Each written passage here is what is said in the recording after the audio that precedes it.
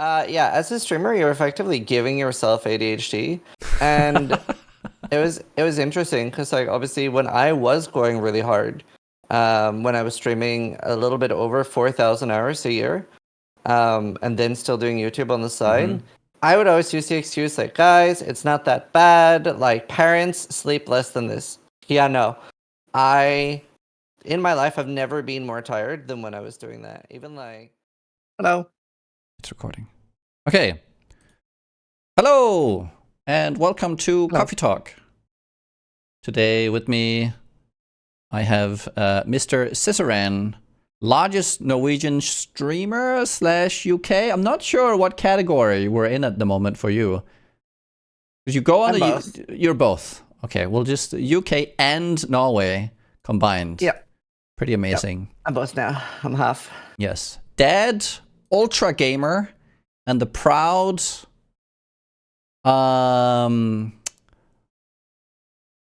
husband of 2 wives. True. Yes. True. I have 2 wives. Yes. Well, still is like my wife, my son, my brother. He's many things. Yes. Many things. The 2-timer. Right.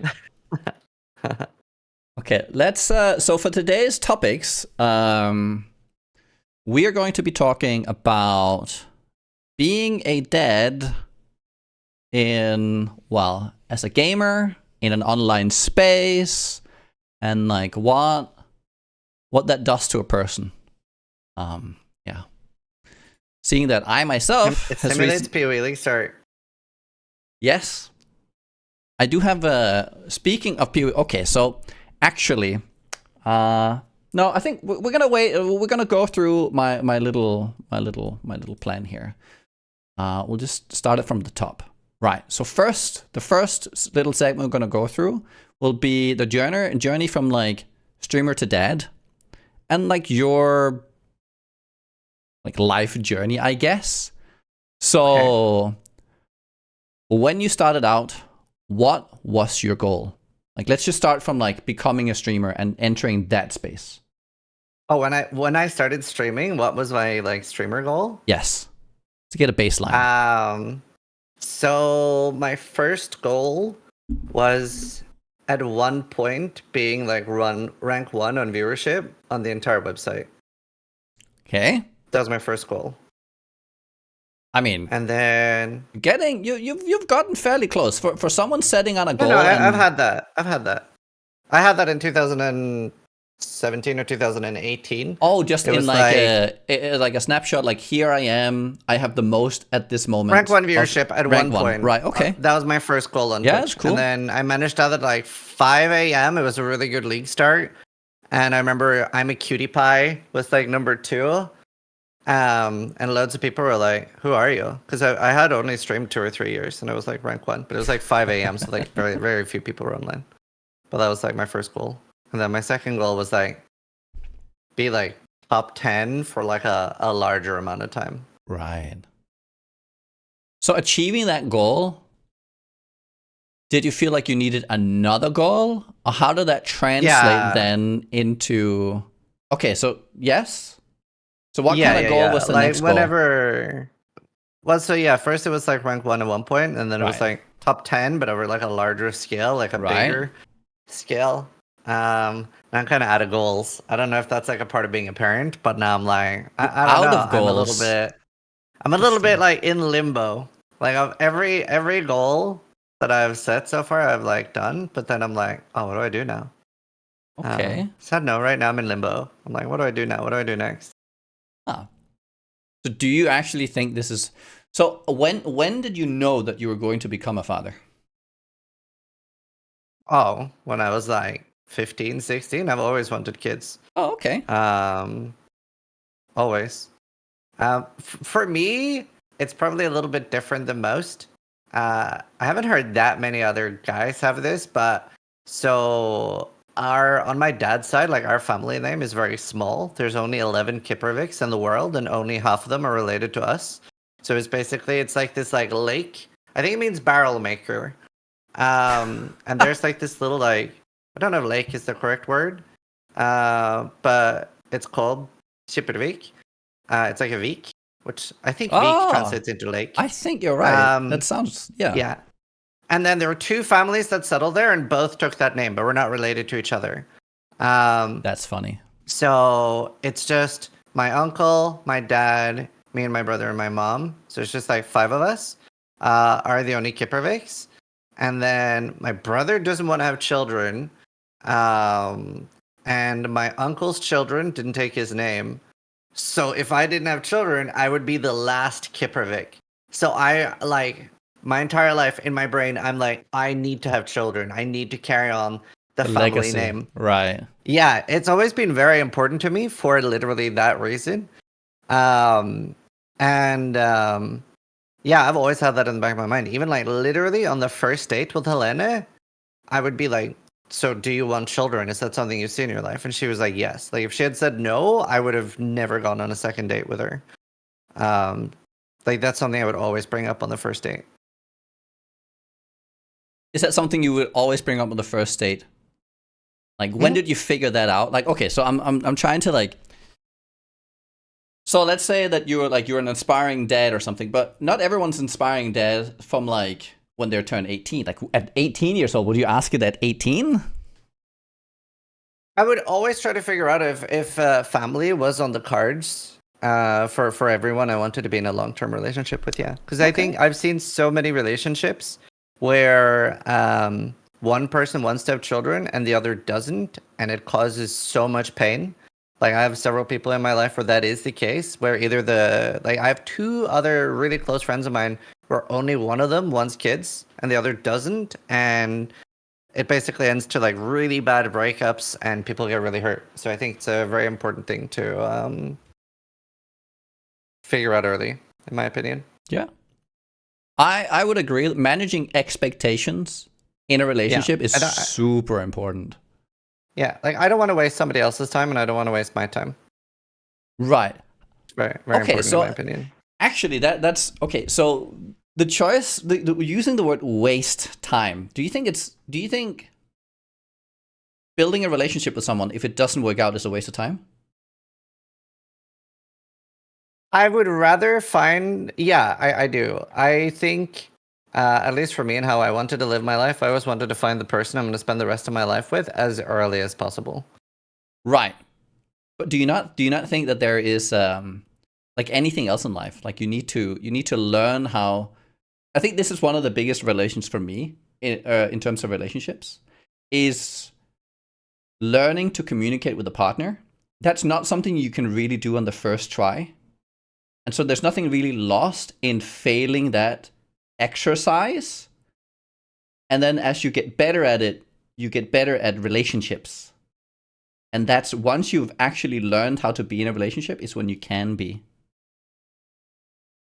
Um, I don't know. I I think there's some merit to that, but I also think that when you meet somebody that you really, really mesh with, you'll sort of like figure that out together. Right? But Okay. sure, like conflict resolution and stuff is an important thing to already know. Right. Okay, so with becoming right, so you then found the right person, and then how did you know it was the right time? Oh, to have kids? Yeah. Oh, you're never ready. I didn't want to have children. I wanted to wait 5 years because of how busy I was. And um, I really, really wanted to work extremely hard early in my life. Um, and not necessarily go for an early retirement, but I didn't really want to work 400 to 450 hours a month and have children. Like, I want to spend time with my children. Um, but Helena was like, how about we have children now, but I do all the work so that you can focus on making all the money. And that was like our deal very early on, that she would like, yeah, do all the work. And that's worked pretty well for us. Mm-hmm. I mean, Yeah. that does sound like a good compromise, but that also compromises what you intentionally set out to do in terms of kids versus work, where you wanted to be present. So how does that, on a personal level, right? After you came to that agreement, so now you like, how does that feel? It's kind of worked out better than what I'd initially planned because I think the younger children are, the more uninteresting they are to me. Like the first 5 months, first 3 months, 3 to 5 months, I found were like very, very uninteresting because children don't really do that much there. So like, um, whenever like a lot of dads have said like, "Oh my god, the first moment I saw my child, my entire life changed." And I was like, I didn't have that experience at all. I was just like, wow, this is a boring lump of meat that I don't really have an insane attachment to. That's something that I had to like learn over time, and I'd never really heard anyone talk about that publicly. I've heard other dads talk about that in private afterwards, Mm-hmm. but that I just felt like, well, am I bad? Mm-hmm. Um, so yeah, the first months were really uninteresting anyway. Um, so the older they get, the more interesting they are. I feel like 5 plus, 7 plus, like the further we get, the more sentient or whatever you want to call it, my Mm-hmm. children become, the more I'm enjoying spending time with them. Like now I'm playing Spyro and Minecraft with Liam, and it's more fun when we can actually talk, have conversations. And even though he's only like a bit over 3 now, he's already, I can talk to him now. Right. So it And the is first time he earlier than reached out for me and stuff. it is earlier than the 5 to 7 that you just said. Like, so you do find that they start Well, I think becoming I would like him a lot more then, right? Like the right. more of a person they become, the more I'm going to like my own children. Mm-hmm. So I think this is ideally the best time to be working hard anyway and making a lot of money, so that I can spend more and more time with them later. Um, so I'm pretty happy with that plan. Mm-hmm. My dad just retired at 71, and he's only semi-retired. He still works, Mm-hmm. just because he loves it so much. And Yes. I think I'll always be doing something, but I would like to only work like 200 hours a month. That is still a high degree of work at like later in life compared to what a lot of other people would kind of aspire to, I think. Sure. I think working uh I do think there is a huge amount of purpose and a huge amount of self-identity in work. Yeah. Because it's where you measure yourself and progress, and like you find value, like outside of just family. And not to say that family is Yeah. not enough, Mhm. but like you also have there. I think in fatherhood as well and in life, self-realization is really important. You can't just offload all your aspirations onto something else. Yep.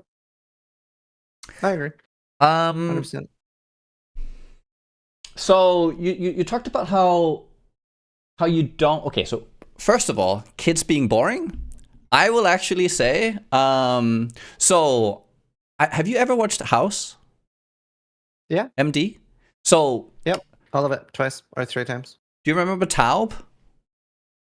Yeah. The big-nosed guy who was a dad and everything?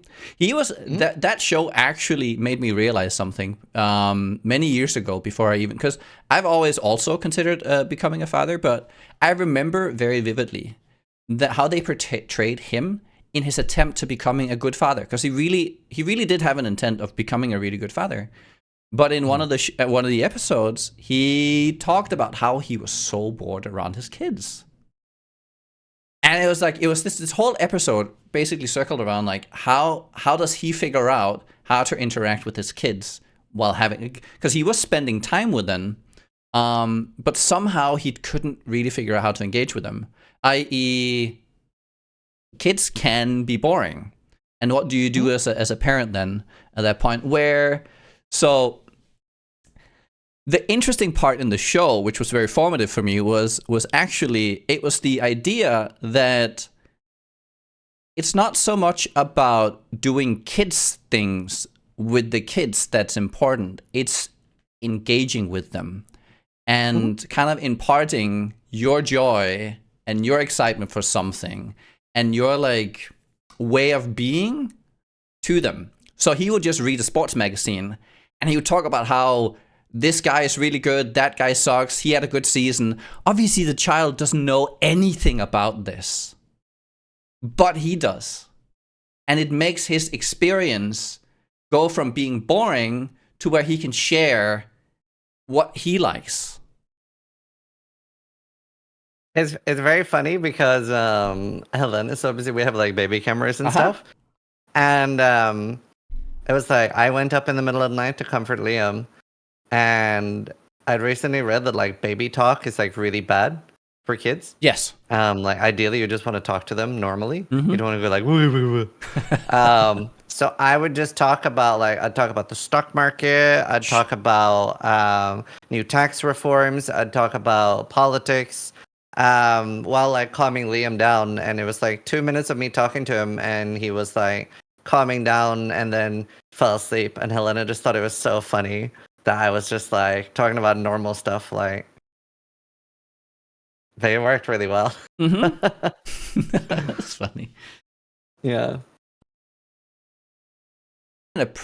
You are in a pretty good position, even though you work full time. At this, how long did you take? Like, so you did take some time away from streaming. How long was that? When Liam was born? Yeah. 9 days. Just 9 days? Mm-hmm. Wow.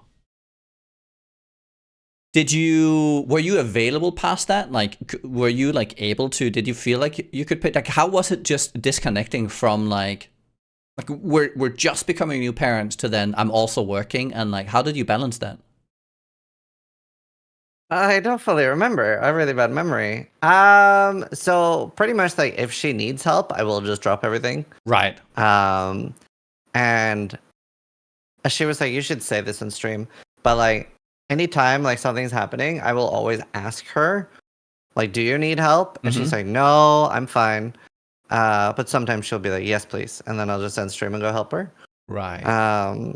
And in like emergencies and stuff. The big downside to that though, because obviously she does do everything.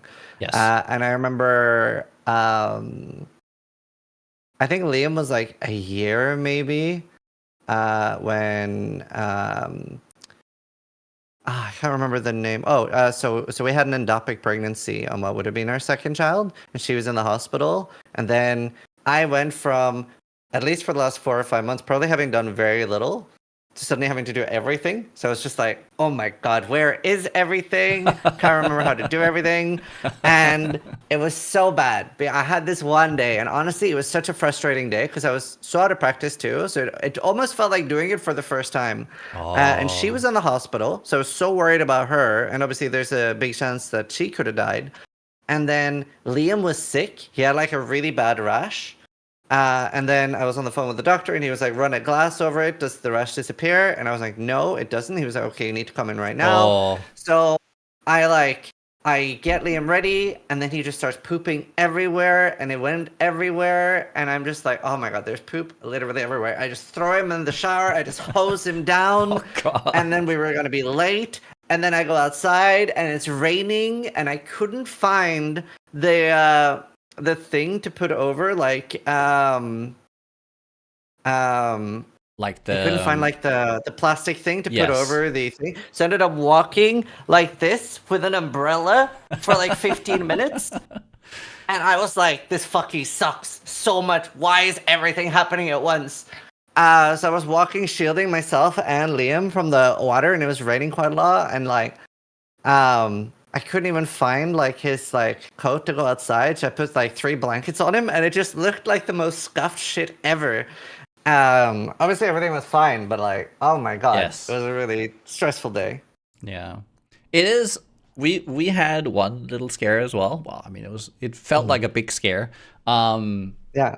Because the thing is, you don't really know. You don't know what's good and what's bad. And when it's your kid, you don't want to take a chance. 100%. So when we were like, I remember changing him, and his mouth went a little blue. And and he'd had some other, like, he'd had something in his pee, but what it turns out to be, that was very normal. This happens to almost all of them. And then, so we called in, it's like, blah, blah, blah. It was a bit blue, and like, so we take him in and everything, and I had to like stay the night over. And you're just sitting there, it's like, it's so scary because like it's a couple days in. But like all these things that kids do or like how they look, it's I didn't know that I didn't know like the color around or like the blood vessels in the forehead and around the mouth. Basically, they don't get as much blood whenever they're crying. Yeah. And so they just turn blue, and it looks so scary. See, I would have panicked extra hard there. So we actually went to parenting courses. Uh-huh.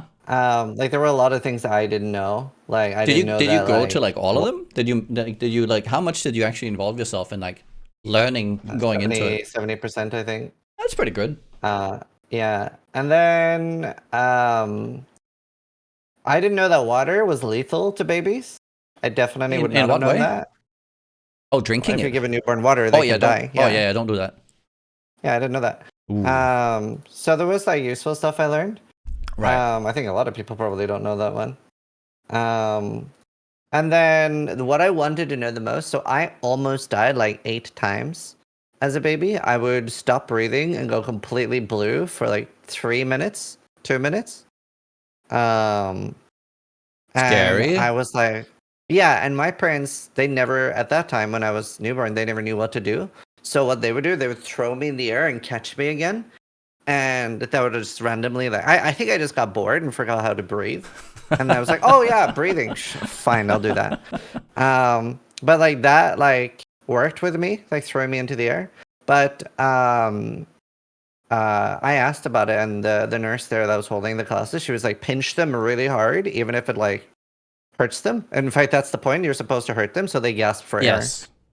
air. So that was the number one thing I wanted to learn.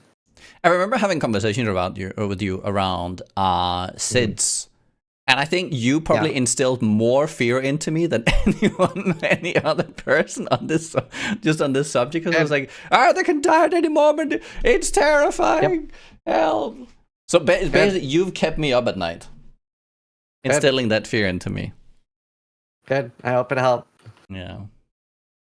I will. So, I mean, it's scary how many it happens is. to. Yes, it is very scary, and you do like it's as long as you're doing to the best of your ability. If you've like informed yourself, like, but even then that you know it might not have been your fault. You cannot like let's say that it would happen. I mean, there would be no universe where you wouldn't all like still blame yourself, even if you did everything you could. 100%. Yeah. Right. So in terms of bringing up kids and you know when they're interesting, like there is so I recently watched another podcast. I forget what the name was, but there was it was a scientist or someone who does studies on kids and development, and it's what the science says is that there is actually a lot more that happens from year 0 to 5 than you would think, even though it doesn't really seem like you're imparting a lot. I mean, it would actually, it does kind of make sense in terms of if you think about brain development, because like you build up a lot of neural pathways. 100%. Yeah. So the year 0 to, so let's say that you're not let's say, because I'm thinking the same thing. I'm not really sure like how good I am at doing this, but like if we're not putting in, so apparently like from year 0 to 5, and then again from 12. So have you thought about like, let's say that you might not have built the best bonds now. From 12 on, do you then have a plan from like min-maxing again? Like, but then on the child's behalf more? Well, so like I am spending like I don't want it to sound like I'm spending No, time with them. I don't think they you see me every day and yeah. stuff. It's just I'm not doing 8 hours a day with them right now. Right. How much do you think you are doing? If you have to put a number in. I mean, especially like in the leagues and stuff, there are days where I do like anywhere between 2 to 6 hours, right? Mm-hmm. And we like go out, things like W5 and like hang out. We were watching movies earlier before this. But league starts, it'll be like an hour a day or like say goodnight, that kind of thing. So you are spending a good amount of time, even though you're basically. So in terms of like attention, you are giving him a good amount of time, and her, I assume. Yeah. Okay, that's good. What's the question again?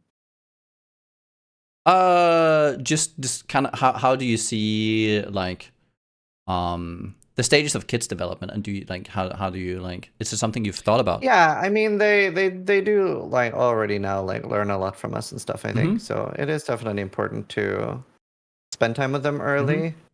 Especially for both parents. Like I think it creates a lot of stability having both. Yeah.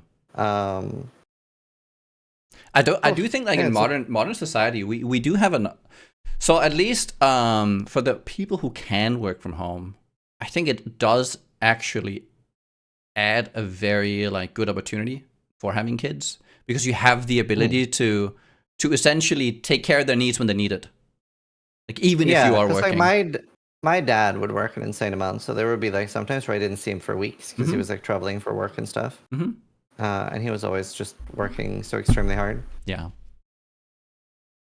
So that's definitely nice about like working from home that I do just get to see him whatever, and yeah, it's nice. I mean, I still want more kids. Like I would love 3 or 4, but 3 or 4. Keen. Who do you think gets okay? So in a relationship, who decides? Both? You have a conversation. Both. Who weighs? I'm very interested. Who weighs higher in this conversation? Would you say? Helena, obviously. Okay. Because I think in today's space there is a lot of like okay, but I know it's a question that's a bit on the nose, but I think it has to be said, right? Because I think a lot of men don't really understand the amount of effort and the sacrifice that women go through, especially around children. I don't know how you see that. I mean, I definitely do. I don't know. I would be shocked if that was the case, but maybe you're right. I mean, there is like I do think there's more, especially on social media, not because well, it's more because we'll talk about social media later, but like how it gets perpetuated in like the online space. Like you have like the Andrew Tates and everything kind of inhabiting. Sure. But I do think that because this is why I think it's important we have this conversation because a lot of men are kind of in the wild right now. They don't really know where and like how to engage with like in relationships and moving towards like becoming a dad and such. And what's the expectation? Yeah, I mean, like if me and Helena hadn't had kids, like if she was just doing her own thing, like she would have continued working in like bioscience and would have had like a way bigger degree and stuff now. So she chose to put all of that aside and go for children. So that's definitely like a very big sacrifice. Like she would have had a completely different life if it wasn't for having kids, and would have been making like a lot of money on her own and stuff. Yeah. No, I when with my partner, my girlfriend, I gotta say, just if I think what happens as well. So for me, physical tolls don't really. I deal very well with feeling like physically drained. But not everyone is the same way, and it's the not being able to turn on and off. Right when you become pregnant, it's like it's just on for the next 9 months, and then yes, and then it's just all the way, and it's like I think. From like listening around, it does seem like a lot of people get surprised with the notion of I cannot turn this off, like of how much stress that actually brings in.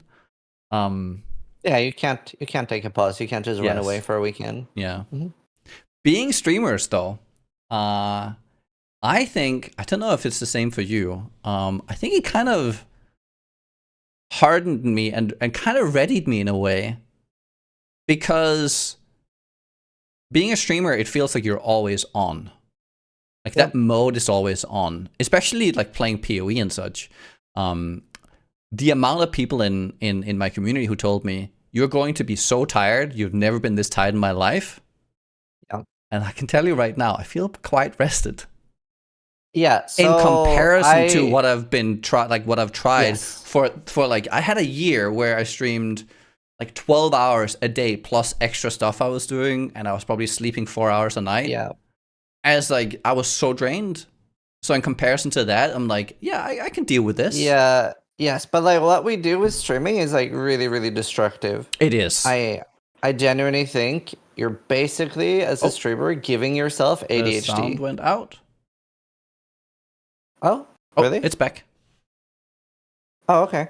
Yeah, as a streamer, you're effectively giving yourself ADHD, and it was interesting because like obviously when I was going really hard, when I was streaming a little bit over 4,000 hours a year, and then still doing YouTube on the side, I would always use the excuse like, guys, it's not that bad. Like parents sleep less than this. Yeah, no, I in my life I've never been more tired than when I was doing that. Even like when I was the one like taking care of like because the first week on both kids I would be changing diapers and stuff. Yeah. And then the further, because obviously we had a C-section both times, so it was hard for Helena to get up in the middle of the night and change diapers while recovering.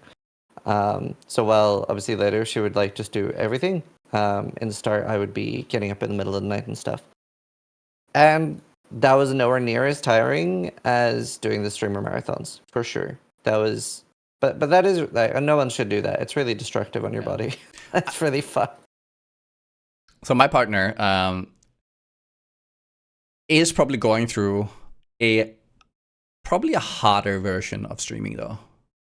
Like that's where I feel like almost like I feel a bit like lucky here to be in my like in comparison because she also breastfeeds Hmm. and it's like getting up every because it's like it's very dependent on the kids as well and everyone does it differently, but getting up every 2 hours and like every night, that's hard. Yep. So I do very much empathize with the struggle of like because I think I have it like I think we have it easy, honestly. Oh, yeah, it's way harder for the girls. Yeah. 100%. Unlike 100%. unlike the self-imposed ADHD, what do you feel about screen time and such for your kids? And like, how much do you involve them in streaming and such? Like, is that a concern at all? Because I do feel like So, we have kind of like, as adults, we've kind of become dopamine fiends. mhm. And there's definitely a, yeah, how do you feel that in So relation to kids? we're extremely cognizant of what we let him watch. Obviously, Uh-huh. Mila doesn't really. Too far. I wish that like so Mila is never going to know that electricity exists. Um, Okay, and okay. she's going to be raised basically Amish. Like my biggest regret was just letting Liam know that like a tablet is a thing. That was a mistake to begin with. Right. But now that he is aware that that exists, we're extremely like cognizant of what we let him see. Like for example, he's never allowed to watch Coco Melon, right? What's Like Coco if you're a Melon? parent, it's a cartoon show if you hate your kids Oh and no. you want them to have a bad life. It's literally crack cocaine meth for kids. It's so something that's really important in kids shows is that the show stays on one scene for as long as possible, right? So if you watch a show like Bluey, every scene switch will last for like 10 to 30 seconds where it'll stay on that scene. Coco Melon would be like, new scene, new scene, new scene, new scene, new scene, new scene, new scene, new scene, new scene. And it's so bad. It's so bad for your kid. So it's like, yeah, you'll if you read up on it, you'll see like loads of like warnings from like professionals about like don't let your kids watch Coco Melon. It's like, Wow. yeah, it's literally TikTok for kids. And then I started noticing myself that like my attention span became like really, really bad. And that it was getting harder for me to enjoy long form content and just, yeah, difficult in general. And I had been watching a lot of, well, effectively TikTok. I was watching YouTube shorts. And then Devin Nash showed me like, or was it Shane? Shane showed me. And about, well, I talked to Devin and Shane about this, but it was a video about there is a third type of memory that has been identified because of TikTok and YouTube Shorts, and it's called Wow. fragmented memory. Okay, which is what? And it'll be that particularly between people that are aged 13 to 20, they will sometimes spend 5 to 10 hours swiping on shorts. while only being able to identify as much as like 20 minutes of something they watched. Like they're retaining none of this information to the point where they're basically deleting time. They're not even aware that they're experiencing it, basically. And I think if a lot of people that are listening to this will think about like the amount of time they spend, maybe they spend like an hour or 3 or whatever watching, think about like what were you able to retain from that? What are you able to actually remember or actually appreciate something? And it's very little. It's very, very little. And it's very different from gaming, right? Like, Is it obviously, I do actually? sum up video. Yeah, very. Oh, extremely. Okay. Like, you can use me as an example, right? Like, the first 3 days of League Start, I'll do sum up videos where I summarize the entire session and what I've done. I would not be able to do that with this similar swipe time. And it's because the content is so short form that you're not able to, like, it doesn't really go in. And what Ruby said in chat, there are studies already that show short content lead to diseases like Alzheimer's. Yeah, it's so there are already 20-year-olds displaying symptoms of Alzheimer's. I'm actually going for a brain scan on the 22nd of April because I'm also having like really, really bad symptoms of that. It was getting to the point where I'm struggling to retain information past 5 seconds. So What? yeah, so I've completely cut out like YouTube shorts. Wow. I've started taking like a lot of supplements that my doctor recommended. And like just really like making an actual conscious effort. And I was doing some human benchmark tests, and on all the memory tests, I was scoring roughly 15% on like visual memory, word memory, and stuff like that. And now there's been days where I had one where my verbal memory was up to 92% after a month of just conscious effort.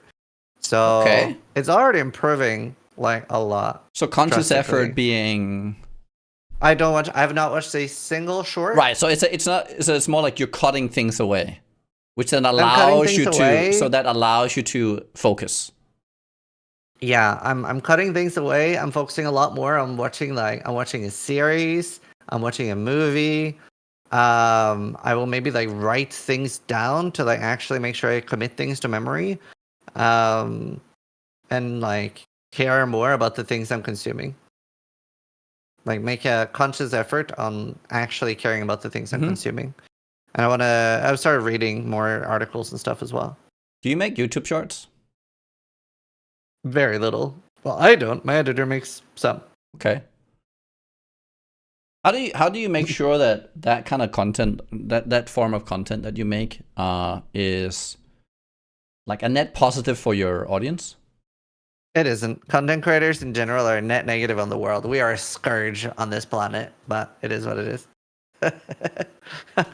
I don't entirely. Okay, No, I get what you're saying, but I think but seriously though, there are good things and bad things about content creation. Right. Like, I try to make sure that the space I'm creating ends up being a really positive space for people that want that, like people with autism and agoraphobia and stuff like that, that otherwise have a hard time connecting with the world and finding spaces where they're welcome. I generally feel like the space I've created is particularly for people between the age of like 25 to 60 that like I feel like most spaces that are aimed at like older people are almost too positive. And like that's a good thing that those spaces exist, but I feel like, maybe like Ko and Ziggy and stuff, they have like hyper positive spaces. Right. I try to have a middle ground where it's really like nice and chill to be there, but it's not always super positive. So maybe like, like older Dota players and people that maybe swear a lot. They don't want everything to be super fucking positive, but they also don't want every chat line to be like W or L or for real, no cap on a stack. So it's sort of like a middle ground. Like maybe like edgy boomers is the audience I've gone for. So you think Cole and Siggy is like toxic positivity? No, no, I'm just kidding. I'm just no, I don't. I think they're more positive than I am. Yeah, no, I'm just trying to just be edgy. I didn't mean that. Yeah, but they're really good space. Yes, They are. They're I think they're good for the like they're a net positivity.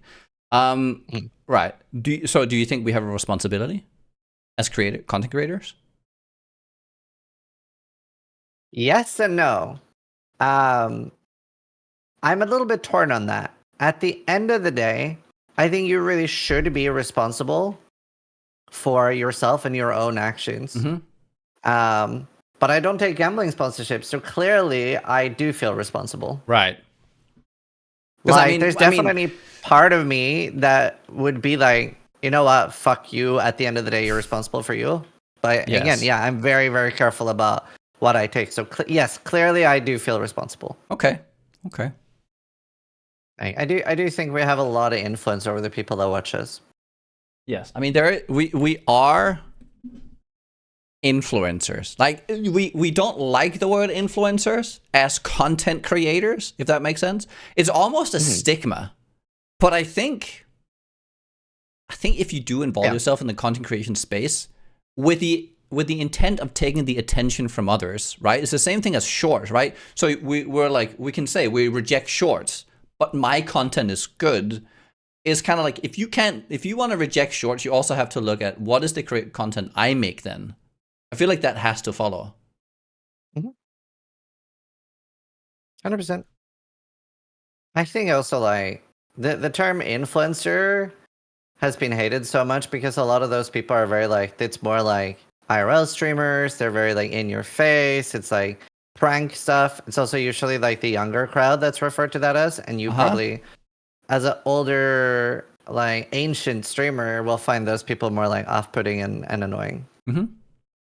We can kind of move on to like future stuff. So where do you see yourself like going forward? What are your plans? So I mean, I'm trying to diversify a lot because Tectone had and a lot of people dislike Tectone, which is probably why he was like the worst person to talk about this. But Tectone had like a tweet which the TLDR was streaming is a really scary job to be getting by on, to like just be getting by on. Right. If you don't have any backup options, because there are a lot of streamers that aren't gaining any transferable knowledge. Like, let's say that somebody is just sitting there reacting all day. Then they're not gaining anything transferable to a CV or anything like that. So obviously that's very different for me. I do a lot of event creation, and now I've been working with a lot of like corporations and brands and stuff. And now I've started doing consulting for games. So I'm like consulting for 4 different companies and stuff. And obviously the one that I can talk about is, for example, Hell Clock, that I was showing that off yesterday or 2 days ago. And that has been really, really fun to like do consulting for games like that, and start working and diversifying a little bit on things that aren't just being live in front of a camera, and using the expertise I've learned from all the other stuff I've been doing to help other companies and stuff. So I want to do more of that. I want to be more involved on like a company level for a lot of other things. And like business related. So I'm enjoying that a lot. And I definitely see myself. I'll probably only be streaming the 350 to 400 hours a month, like on a launch. Other than that, I want to do a lot more like different stuff. So I see myself only streaming like 250 hours. 250 is still a lot. Yeah. Wouldn't you Just say? Comparatively a lot less. Yeah, right. It's still a lot. How do you? Okay, so let's look at compare. Okay, so let's have you consult me a little bit here. Let's say I just had a kid. Oh, by chance I just had a kid. And so I am probably going to be going with a slightly different approach to, say, you, where you have a more like split between your wife does more or less all the kid stuff, at least practically speaking. She does. Yes. Where I would try and take on as much as I can that I practically can take on. But that comes at a cost, which is I can't stream as many hours. or am more fragmented. What would you say from someone transitioning from being full-time on just a live stream? How do you convert that into, what are like your main takeaways on converting that into more, like say, fragmented content and less, maybe not less consistent, but more of a, I'm not on every hour of every day? I think so. When I first started streaming, see, I actually used to do a lot better things than what I do right now. But the less you stream, the more obvious you have to make it when you are going to be live. Good point. Um, like there are probably people in chat right now that could tell me Code Carnage's exact schedule. Like how many hours from now is Code Carnage going to be online? There's probably at least one person that can say that. Scheduling. Okay, yeah. So scheduling extremely important. I think the less you stream, the more obsessive you should be about that, to the point where, let's say that you can only stream like 6 hours one day, then you should know exactly when those 6 hours are, and so should your audience. And you should have that publicly available below your stream. Yeah, true, he's on vacation right now. You should have that Of course, publicly chat available on your knows. stream, on your Twitter. Right. There's like a scheduling thing now. Like what I used to do, and this definitely helped my success early, was I used to end my stream with setting the start command for the next stream. So I would like end my stream and be like, okay, guys, 4 hours from now, I'm going to be live again. And then I'd have exclamation mark start that would count down. And I remember I would see people like using the start command when I was like getting ready for stream and stuff. So honestly, I don't know why I stopped using that. I just laziness, I guess. Maybe it's time to bring it back. Yeah, it definitely is. But yeah, Crip also does that, right? A very, very like set schedule. So I think regardless of how much you stream, that's always a very good thing to do. Like be predictable. The more predictable you are, the more successful you will be. I would also say like YouTube content and making stuff like that is more important. Yeah. And obviously, like if you can diversify into like not just live stream content, that's a good thing too. Like for example, as a working example for you, like you could do, for example, more like guide creation for something like Maxroll or something. Well, or I could do more coffee talks with interesting people. Sure, but I was thinking particularly in like revenue streams and stuff. Right. So when you have a family, that is very important. Yes. That is something, this is a part. So is there something in life that, because I have something in life that was revealed. Like, so for me, becoming a father and like entering a partnership where, right, there's no real turning back, and things like you have to provide and you have to do things moving forward. It's not just you. Because in the past, I've always been like, I am content basically anywhere with anything. I could like, back in the day, I could uproot myself and like that. Like, it's why I came here. Right? I had no like real ties. But now I do have ties. And all of a sudden, there is a different kind of pressure that immediately arrives because you now have a responsibility. Yep. Yeah. So that definitely the changes everything. I think, did you have a change of heart when you got a kid compared to before, or was that just part of how you thought? Like, was it part of your personality already? Like building into this? No, it definitely changed how I approached everything with making sure that I could make enough for, like, I want to make sure that I make enough money that it does not limit any opportunity my child could possibly want. So do you actually think that becoming a father made you a better streamer and maybe made you more successful, even though it took time away from you? Yeah, probably. Interesting. Yeah, I think it made me even more business focused. That's also why I am doing the diversification stuff, because I think long term that'll make even more money than streaming. So what we're saying here is that becoming a dad actually has upsides, even from a potentially from a business point of view, because it can focus your mind. Sure. Interesting. Yeah. Okay. Yeah, I mean, it gives you a lot of pressure. I have Yeah. always been pretty driven, but I think it'll Yes. especially help a lot of people. Yeah. I think drive can be a very it's a tricky thing to manage, like making sure you have a drive. Mhm. 'Cause I do think that is important. How do you feel about bringing your family and your kids into? So, like, you're obviously an online personality. Um, Mhm.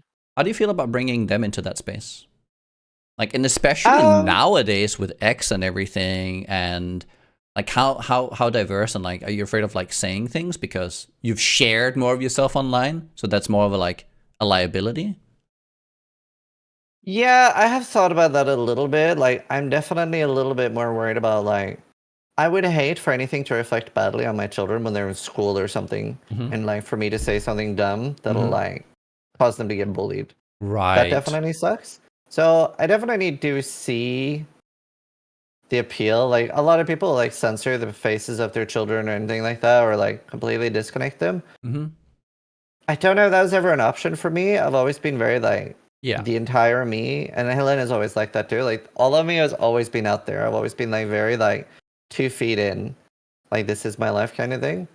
But I definitely see a lot of reasons not to do that. Right. Yeah, Okay.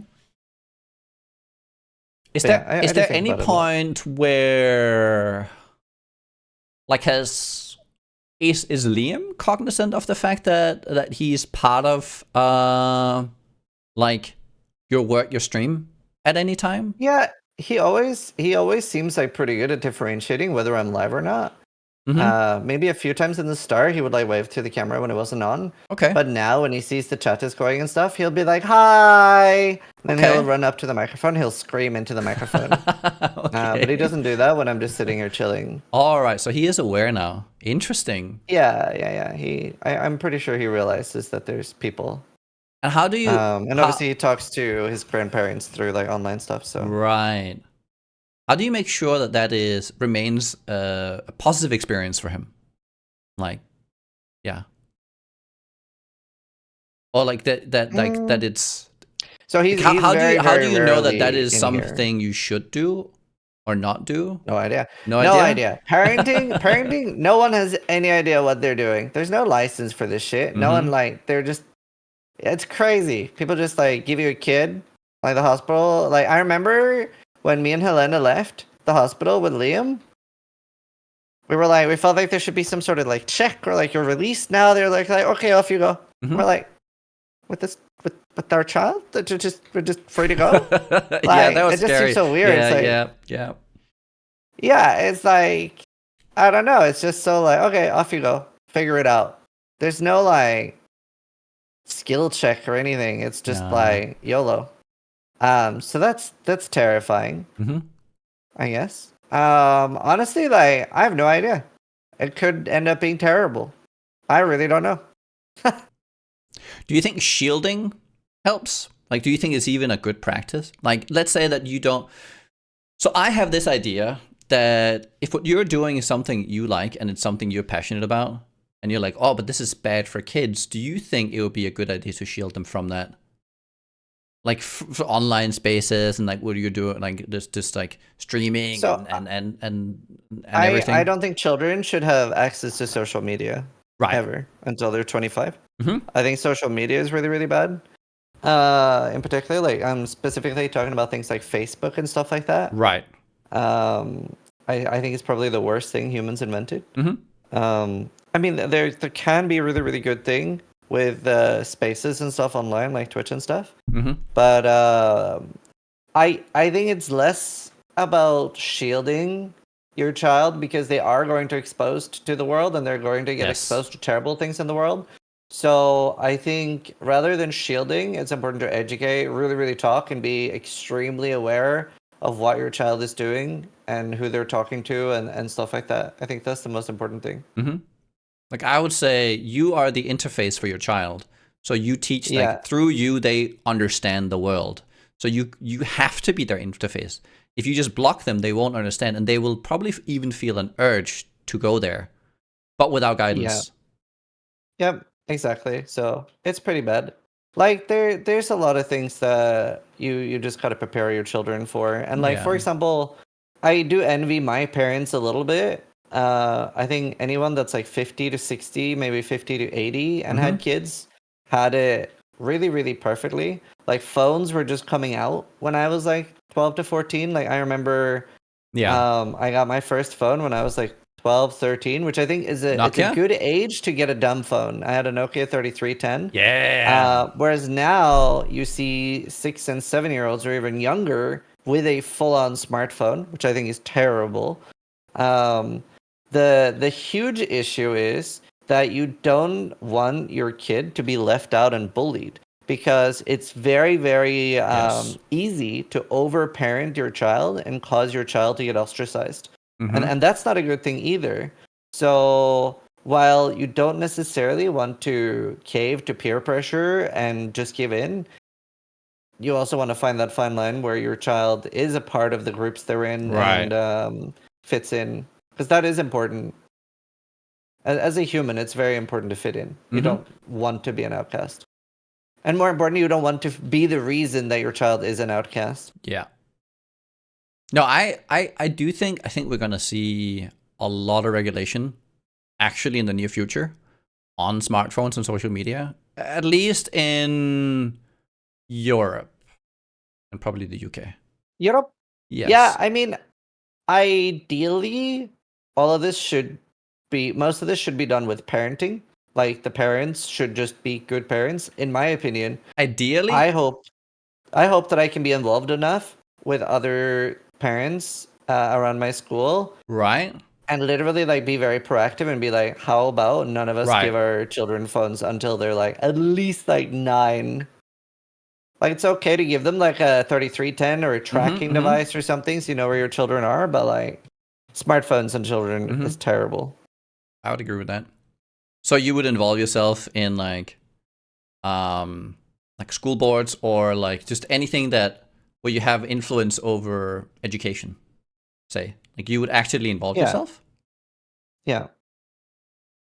Yeah, I think it's very important because they Mm-hmm. have a lot of like Mm-hmm. they help shape your kids a Yeah. lot. So you want to make sure it's something good. Yeah. Um and it's also like in documentaries and stuff with anything that wants something bad for your children, Uh-huh. they will usually say that they would target wherever the parents were less involved with their Right. children. So the more involved you are, the better in every single way Ooh. for your kids. That's nefaric. Oof. Yeah. The No, world is pretty bad. yeah. Like, so I think I don't when it comes to responsibility in terms of like should it just be on the parents as a responsibility? Especially when society wants more parents and wants more children for it to function. I think it's okay. So from like a philosophical point The of view, buck ends with the parents. yes, but from a philosophical point of view, from a societal point of view, I It feel takes a like village. you can't like the responsibility has to be also on society. Now, from a practical point of view, since society is not actually doing its job, we as parents have to do it, Mhm. and we have to like push for society to like follow up. I would say Yeah. because I think there's a shared responsibility as a whole, but we can clearly see that it's not being right. The social contract is on this point not being respected. And so we have to kind of like you as a parent you have to take over and do what's Yeah. left. Yeah, I think honestly all of it is on the parent almost. All of it. When you I mean, you could have argue that it shouldn't be, but I think it is. I think you're right on that. I think in today's society, practically speaking, it is more or less all on parents. Which Yeah. was why this is also why parenting is so hard these days. Because it all falls on the parent and like you're told you should become parents, you should blah blah blah. It's so good for society. We need it. All while there's so many obstacles put in the way of like so many things that parents have to do nowadays Mhm. because there's not as much support, and also we're also Yep. becoming more fragmented as families. Like I definitely see families not being as cohesive in terms of like grandparents. I think that's something you do you do really well. Like your family does really well. Is that you help each other out. You come over. You do all these things together. In bringing up children as well. Yes, but and I love my parents for that, but also like the way I grew up is very different than the way my children are growing up because we had like all my relatives lived within 10 minutes of me. Um so we had like a very very very large family network growing up. Like I had 3 aunts and uncles within a 10-minute walk of where I lived, right? So, and my grandparents they lived really far away, right? They were 20-minute drive away. That's what I considered far. Yeah, my grandma was the same. Yeah, so like it's just extremely different. Like, so we don't have that around us as near to lean on as what my parents did. Like there'd be no problem to get an aunt or uncle to babysit, or we could stay there for a weekend and stuff like that, right? Everybody was so close by. Yeah. Whereas like my parents live a 2-hour flight away. So it's different. Yeah, it's definitely something I'm thinking about in the future, is making myself available whenever my kids grow up, because of like how much that support actually matters. Right. So we're like close. We're like around the hour now. So let's do some. I'm having a great time. Yes. But we have to keep it within there. I know that you like it when things are kept within a reasonable and agreed upon amount of time. That's when I don't really want to be there. No, I don't mind. We can go for 4 hours. I don't fucking care. Well, I would rather than we do a follow-up podcast at a later time then. Sure. But we can go through a few more here. So, what are some life skills that you would like to impart on your kids? Yeah. So that's a great question. So I think my parents, chef's kiss, did an amazing job raising me. I think my dad really imparted like the only thing, like a man does whatever he wants as long as he's not hurting anyone. He's like never done that whole like rub some dirt on it. He's like, if you're hurt, it's okay to cry. If you want to drink a pink drink, do whatever the fuck you want. Just don't like hurt other people. That's been the bottom line. Like he's never done like the toxic masculinity. It's just been a very positive masculine role model for me. Even though, which is interesting, because he would never be like the like talk about feelings type of man. He would always be like very very tough himself, but he'd never like forced that upon me. He was never like rub some dirt on it kind of thing. Right. But the only thing that my parents did that I think was wrong, and obviously you're not going to get everything right. But the only thing that I wish they did better was I wish they didn't do everything for me. Right. My dad was very quick to, they were like, they were too nice to me in a way where, for example, I would ask my dad, like, can you show me how to iron a tie, or can you show me how to iron a shirt? But I would ask like an hour before we were going somewhere. He'll be like, oh, we don't have time, I'll just do that for you real quick. And he would just do everything for me. If we were out fishing, he wouldn't teach me how to fish. He would fish with me and then do everything for me. So I remember I had a experience with my parents where they were over, and I think Liam was 2.5 at this point, and we had this like huge train track, and he had accidentally like broken 2 things apart, and the train was just stopping there and just standing there like this, and it wasn't going on the track. And my parents were like, oh, you need to help him, you need to do it for him. And I was just like pointing. Obviously he wasn't speaking properly at this point. I was just pointing at him and being like, you need to like put these 2 together. And my parents were visibly annoyed. They were like, he's too young, he's not going to understand. I like kind of glared at them. I was like, but out, like I'm the parent now. And he was struggling with it for like 20, 30 seconds. And then he like, boom, put them together and the train went on. And I looked at them. I was like, see, he does understand and he can do it. Yes. So that was like very, very important for me that like you don't want to do everything for them. Yes. I really want to like let him try first. Uh, and obviously it depends. Sometimes I'm just like, oh yeah, fuck it, I'll help him. But I Yes. really want him to like try and figure it out himself first and make mistakes first. I think it's Yeah. important to not do everything for your kids. It's really, really hard to strike a balance where Yes. you don't spoil your kids when you can. Yes. One thing so I like to min max, and it's funny how from going from gaming and then you get a kid, I'm like now I'm just min maxing kid stuff, right? It's like that will just so I started looking at like how do you interact with kids and all this kind of stuff. But one of the things as well that someone I remember watching like some parenting advice, which was don't interrupt your kids when they're playing. Like even if you want to join, that was like really interesting to me, because like if they're in a process and they're just enjoying themselves and learning and like figuring things out, and they have like they're so involved and they have like their own little thing that they're doing, and then you say, hey, what are you doing? Then the kids will be like, oh, it's daddy, and they'll kind of like you distract them from their thought process. So like sometimes it's important to like don't actually just let them play, don't overstep. And the moment that they then turn to you and they try and show you what they've done, then you need to be there and be like, oh wow, that's amazing. And then you let them involve you, because they really are going through a process, even though it seems that they're just stupid. If that makes sense. At least like at what age should you allow your kids into your account to farm for you? So that is a great question. I get asked that a lot.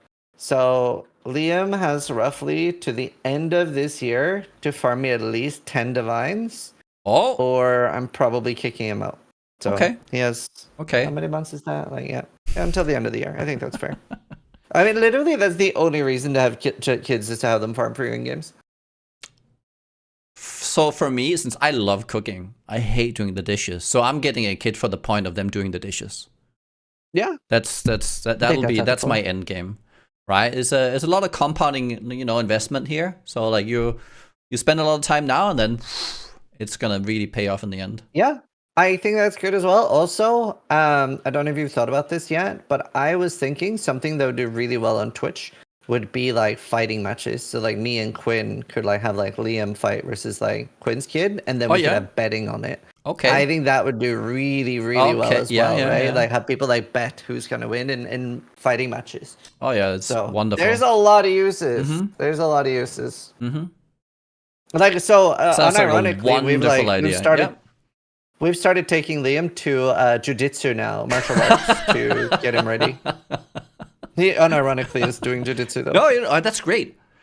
This is the thing I'm really like. So in the meantime, so for me, in the meantime, when Zane is growing up here, is that I'm right. I try right. You try and find ways to engage, but what I'm really looking forward to is when I can start taking him to like actual activities where we can do things together. I think for boys that's really swimming. I'm gonna do baby swimming, but I believe we you can should do it together. Yes, absolutely.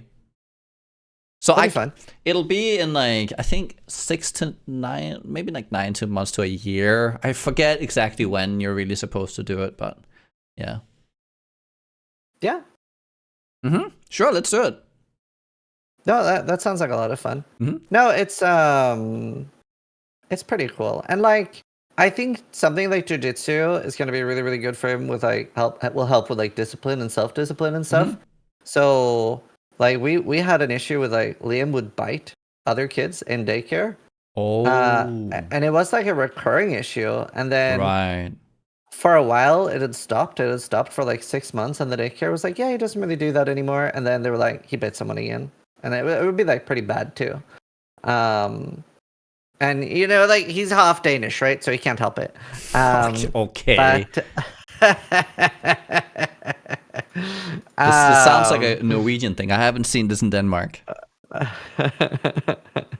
So Helena actually had a really, really good solution. She like Okay. talked to him and she asked him like, "Do you not know that it hurts when you bite people?" And he shook his head. And then she was like, "Do you want to know what it feels Oh. like when you bite someone?" And he said, "Yes." He held out his arm and she bit him really hard. And he was crying and he really got it. And he Yes, because he has literally to understand the has consequence. not Yes. he has not bit anyone since. Not once. Smart. I mean, that's also where So it's yeah, like you can't prevent your child from crying and all the pain, because then they don't understand. They can't empathize with pain elsewhere if they haven't felt it on themselves. To some, it's not like yeah. you're supposed to beat your kids, right? But it's No. like, but it's understanding like the No, consequences like of you actions. yes, you don't have to beat the shit out of your kids, but like there's a middle ground. I don't really like the whole like gentle parenting stuff where you're not ever supposed to discipline your kid. I think that just creates cunts. Um, but yeah, there's a middle ground. I think the only thing that I would physically discipline my kid for, in a big way, would be if they hurt an animal. Interesting. That would Right. be like Keegan, no Right. no. Yeah, that's a really Speaking, it's a really tricky. Like, how do you actually, if they do something that is genuinely, what do you call it? Psychotic, I guess. Right? It's like, how do you handle that? Like something yeah, the most we've had to evil. do Yes. so far is like borderline pinch his arm, like grab him really Right. hard when he's being like you. I think there's a middle ground. I Mm-hmm. definitely think the whole like gentle parenting thing is going way too far in some cases. And speaking of animals, we couldn't find Luna today. Oh And no. then Mila woke up, and Luna had been sleeping on Mila's legs for like an hour and a half. So we didn't know she was in the baby room. And yeah, she was just chilling next to Mila. It was really cute. I saw Aw. it on the baby monitor. Which is weird because like Luna is the cat that we like don't trust as much. Like we've never had an incident with her. But Mm-hmm. like Loki, at the end of the day, it's a wild animal, so I would not trust even Loki with like sleeping in the same room as my kids. But I would 99% sure would feel safe with Loki being in the same room as my kid for 10 hours. Whereas like Luna is so jumpy and skittish that it would be so easy for her to scratch them. But yeah, no, she just slept on Mila's legs for like an hour and a half. It was very cute. Great. Not intentional, obviously, No. But yeah, that's good. but Good. it was good. It was just cute. Mm-hmm. Yeah, so it was nice. What about you? Do you want like pets for your kids? For my kids, if they Oh, you want only have one, pets, but I so for me, I don't really care about pets on a personal Mhm. level. I'm of the opinion that if you get a pet, it is a huge responsibility, and you have to like actually meet the pet's needs. Yeah. And it's just, Okay. yeah. So if anyone in this household wants pets, it is entirely allowed, but they get to as long as they take care of them. That's fair. Yeah. So, speaking of kids, do you want more than one? So I would like more than one. Practically, it is a scary proposition Mhm. because like two is more than one. It is. And Like Helena ideally doesn't want 3 or 4 because she wants one arm for each kid. right. But I would say this is where my partner Chloe gets to decide, because it was going through all of this was very difficult. She's also self-employed, like she has her own business, and she would like to get back to that as well. And like she just started, so there's a lot of factors here. And basically, like if she at any point in time says I would like another one, I'm all in.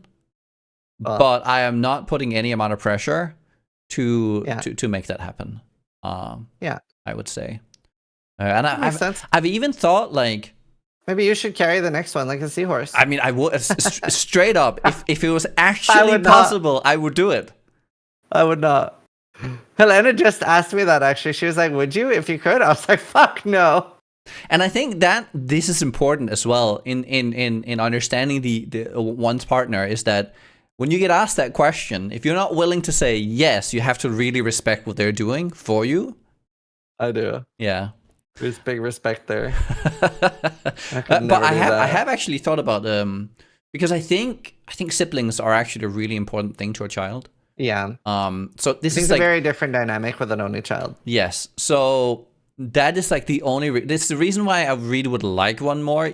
So I fully respect the choice, but I really would like to have one more because of the sibling dynamic. But then I've thought, like, I mean, maybe later on in life, they're gonna figure some science out about, like, you know, having like surrogacy and all the kind of, all like what's it called, like a womb that's made, right? That's not Right. you know, like that Synthetic kind of, womb. yeah, synthetic. Or if that ever happens, like, I mean, adoption. Like, it's like, if it's, I could see it if I'm financially in a position where that can be a thing, then it's something I'll consider Yeah. and probably propose. But I mean, for right now, we're only like 2 months in, so like we're taking like one day at a time for now.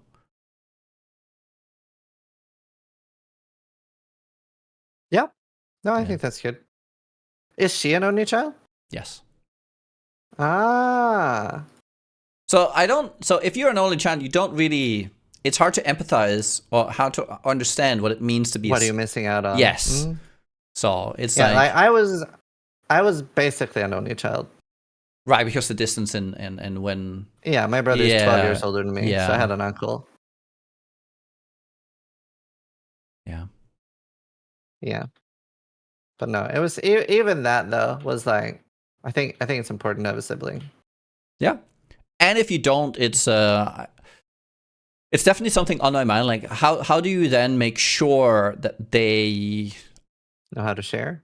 yeah, and like, you know, like all the interactions that people have. So I think it's really important to then bring them to places where they engage with other kids at the right age, and having them at like, yeah, just learn how to communicate and like interact. Yeah. Yep, I agree. Yeah. Right. I like how we both have like different takes on parenthood. I like it. There really is no correct way to do it, I think. No. As long as you love your kids. Yes. I think, okay, so if I had to give my even, and I'm only 2 months in, but from a looking at the world and like trying to understand the world, how it works, like, you see nature versus nurture, and I think you don't want to make the bet that nature supersedes nurture if nurture is actually important. So do everything you can to be present with your kids, and I also think that presence is the best way to your kids not becoming addicts, or, you know, not having a miserable life later in life, is like being present as much as possible. I agree. Yeah. 100%. And we will all find different ways of like how to make that work in everyone's like family structure. But as long as you have that as a main idea, I think you're The baseline. yeah, you'll get really far. I agree with that. Final question, sis. Okay. Mother's Day. Did you remember? So we celebrate the Scandinavian one, which is in May. Oh, is it? Mm-hmm. Okay. Interesting. Cool. Yep. The thing is, I did remember. We did talk about it. Where I was like, the British Mother's Day is on Sunday. But yeah, I know. Okay. Yeah, I feel like you're good at remembering, like, or like, yeah, I have a feeling that you're a bit more, maybe you're not. I've always got this feeling like you like big celebrations for things. No. I do the opposite. So I sort of hate first celebrations. I hate I hate like a special day. Like I hate Valentine's Day. I kind of dislike Christmas to a degree. I kind of or birthdays. I kind of like dislike like, oh, this is your day, and right. this like arbitrary day. I instead really like just random. I randomly like just like getting Helena something like, hey, I just thought I wanted to get you this because Right. you're special and you're valuable. I don't need a specific day to tell me that. Yes. Yeah. So I like doing things for people just out of the blue, Okay. not on a specific day. Yeah.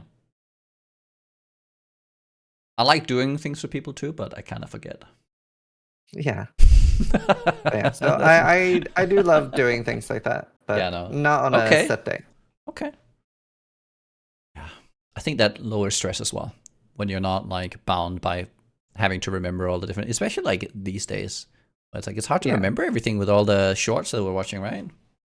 Or True. not watching anymore, right, guys? Okay. Yeah. I think the main takeaway from this is that Stop watching shorts. yeah, be there for your kids and stop watching shorts. Yep. It's important. Mm-hmm. Right. That was nice. I think that that's a good place to end it. Right, Sis. Thanks for coming on the Coffee Talk, the first edition, one of many. Thanks for having me. Any parting words? Be there for your family no matter what. Great. And your friends. Words to live by, guys. Thanks for joining us, and that's Coffee Talk.